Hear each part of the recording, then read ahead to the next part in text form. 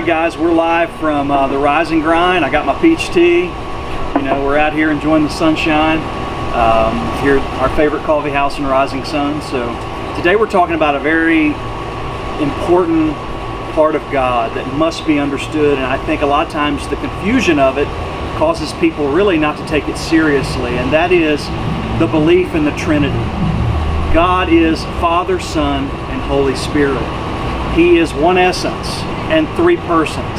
It is so important to understand that. And a lot of times when you go to a church, a lot of people don't even know what a church believes about the Trinity. And a lot of times you read their belief on the Trinity on their website, and it says, you know, God is three manifestations, or He is three persons in essence, but He's not really a person, and He's not three people.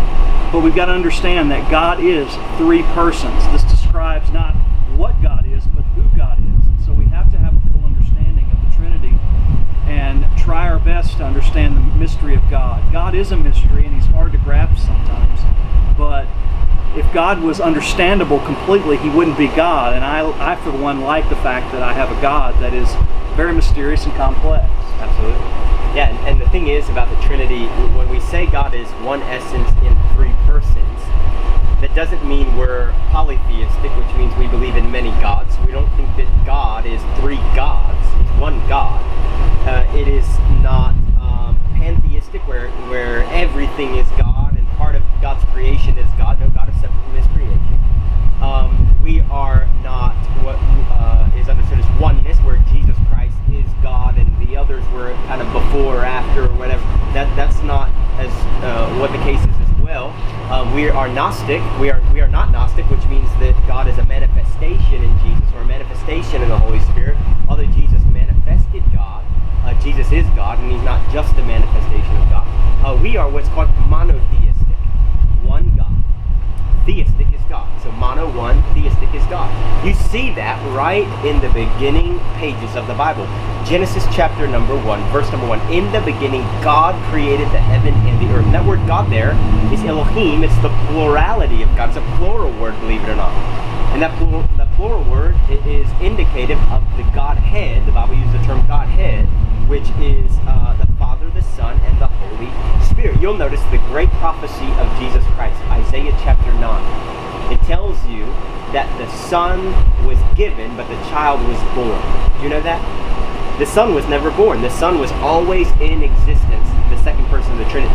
So there are subtle hints all throughout the Bible. Jesus' baptism, John's argument in John chapter 1, 1 John chapter 5, Colossians chapter 1, 16 and 17. All of these separate places, Hebrews chapter 1 and 3, you have all of these places in the Bible that alludes to the doctrine of the Trinity. Now here's the thing. If God was not a Trinitarian God, He'd be schizophrenic. Why? Who was Jesus praying to in the garden?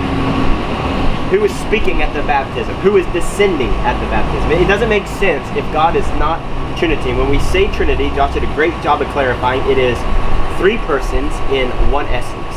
The persons is who God is, the essence is what God is. And that's what you see all throughout the New Testament of the Bible. And you know, a lot of times people say, that's too complicated. I can't understand that. And I cannot believe in a God that I can't understand. Well, I tell people, your iPhone is very complicated. And I know for a fact that I don't understand all the ins and outs of how it works, but I do believe in it. And I do know that it works. And I do know that I can use it every day. You know, God, when we get to heaven, we'll learn how all this fits together. But God teaches us in His Word. Even though the word Trinity is not in the Bible, the appearance of each person of the Trinity is all through the Bible. And so I strive to learn about God and learn His essence and learn His personhood. And I encourage you today on this Truth for Tuesday to realize that God is one God, but three persons, Father, Son, and Holy Spirit. Have a great day and enjoy your Tuesday.